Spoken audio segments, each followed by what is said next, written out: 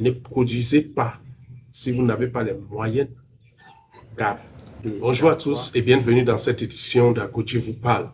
Agodji vous parle est une émission focalisée sur l'entrepreneuriat, les producteurs locaux, le développement des affaires et tout ce qui peut nous aider en tant qu'Africains de se mouvoir et de développer nos talents.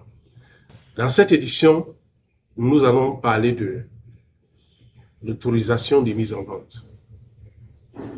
L'autorisation de mise en vente. Dans l'édition précédente, nous avons parlé de pourquoi il était essentiel d'avoir l'autorisation de mise en vente. Et aujourd'hui, nous allons regarder les avantages d'avoir l'autorisation de mise en vente ou bien l'autorisation de commercialiser son produit.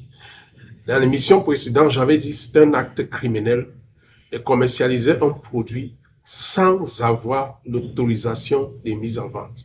Aujourd'hui, je vous donne les avantages parce que il y a certaines choses que nous parlons souvent et les gens pensent que nous parlons juste parce qu'il faut parler. Mais il y a les choses très importantes. Si tu veux connaître pourquoi il est important d'avoir l'autorisation de mise en vente ou de commercialiser son produit, reste jusqu'à la fin car nous allons vous les présenter ici même et ce jour même.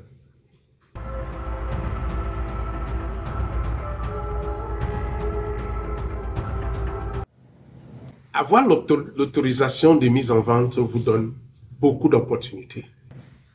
Et comme j'aime souvent dire aux producteurs, ne regardez pas l'obtention de l'autorisation de mise en vente comme une dépense, mais plutôt comme un investissement. Parce que vous avez beaucoup d'opportunités. La première chose, c'est l'accès légal au marché. L'accès légal au marché. Chaque producteur qui produit son produit pour vendre. On ne produit pas parce qu'on veut manger. On produit parce qu'on veut commercialiser. On produit parce qu'il y a une demande du marché. Mais à quoi sert donc si on peut produire et n'est pas commercialisé? Donc la première chose que l'autorisation de mise en vente d'un produit vous donne, c'est l'accès au marché légal. L'accès légal au marché. Ça veut dire que tu as le pouvoir d'aller prospecter les clients, prospecter les grossistes, prospecter tout le monde, sans toutefois avoir peur qu'on peut faire retirer les produits. Parce que quand tu produis et que tu n'as pas l'autorisation de mise en vente, à tout moment, on peut retirer tes produits. Et même les producteurs, même les grossistes et les distributeurs, les détaillants qui achètent ton produit, se mettent eux-mêmes en risque. Parce qu'à tout moment, on peut venir dans leur boutique. Dans certains pays, de temps en temps, les agents de contrôle interviennent dans les boutiques et quand ils trouvent les produits qui n'ont pas l'autorisation de mise en vente, le produit est retiré. Tu auras déjà dépensé tout ton argent pour produire, mais tu ne peux pas vendre. C'est pourquoi il est toujours important de faire son autorisation de mise en vente pour son produit.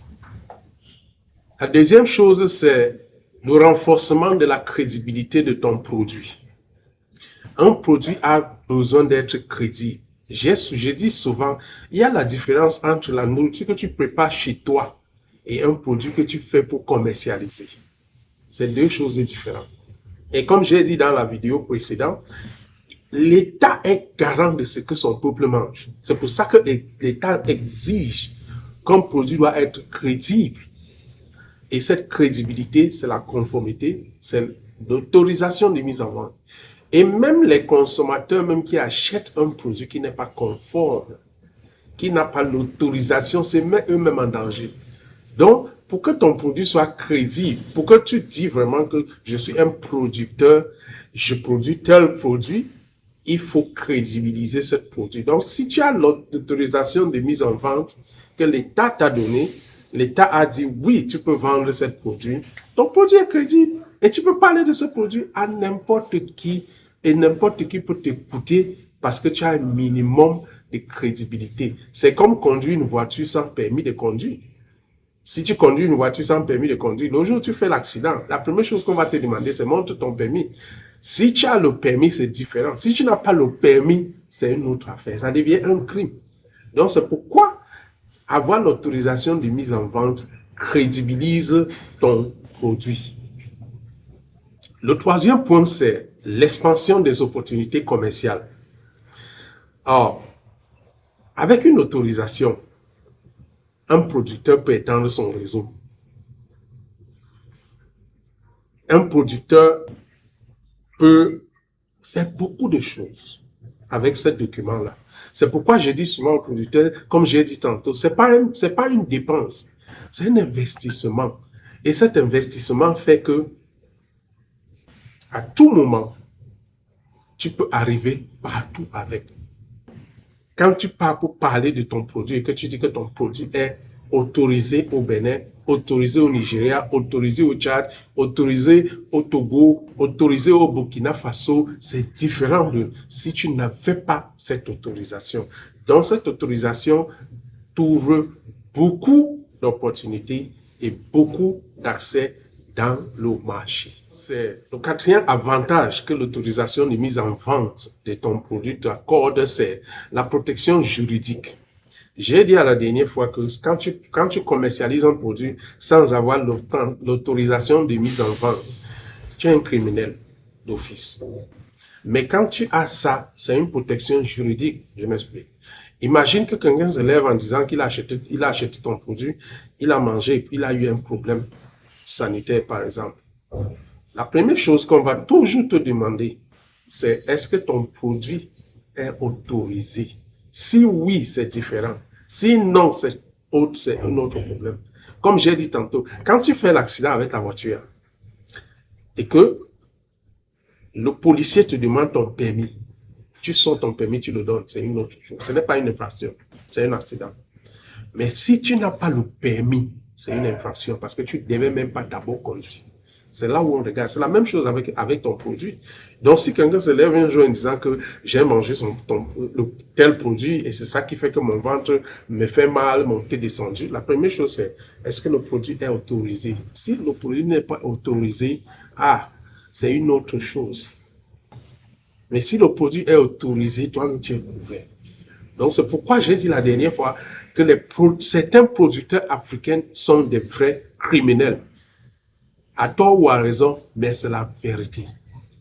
Et vous savez, devant la loi, on ne regarde pas si tu es au courant ou si tu n'étais pas au courant. Si tu veux être producteur, c'est à toi de s'informer de comment ça se fait. Mais si tu ne t'informes pas et que tu tombes sur le coup de la loi, c'est ton problème. Le cinquième point, c'est l'avantage concurrentiel. Quand on produit un produit, on n'est pas le premier ou le seul sur le marché. Donc, tu ne peux pas faire face à la concurrence, déjà si tu n'as pas ton autorisation de mise en vente. Et il y a même dans certains pays aujourd'hui, par exemple au Nigeria, où les supermarchés ne vont pas accepter de prendre ton produit si tu n'as pas l'autorisation de mise en vente. Jamais. Et je pense que même au Bénin aussi, et même au Cameroun aussi, et même dans d'autres pays aujourd'hui, parce que l'État les exige cela. Donc, si tu n'as pas l'autorisation de mise en vente, tu ne peux pas faire face à la concurrence parce que tu n'es même pas, d'abord, tu n'as même pas un produit. Donc, c'est pour ça qu'il est toujours très important d'avoir son autorisation de mise en vente. Sixième point, mes chers amis, et le dernier, c'est l'opportunité de financement.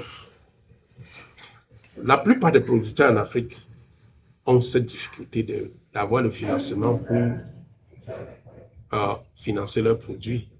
Et très souvent, quand ils vont vers les banques et les microfinances, il est vrai, les microfinances ne vont pas vous donner cette information, ne vont pas vous dire ce que je suis en train de vous dire. Mais un microfinance ou une banque ne va pas te financer si ton produit n'est pas d'abord autorisé à être commercialisé.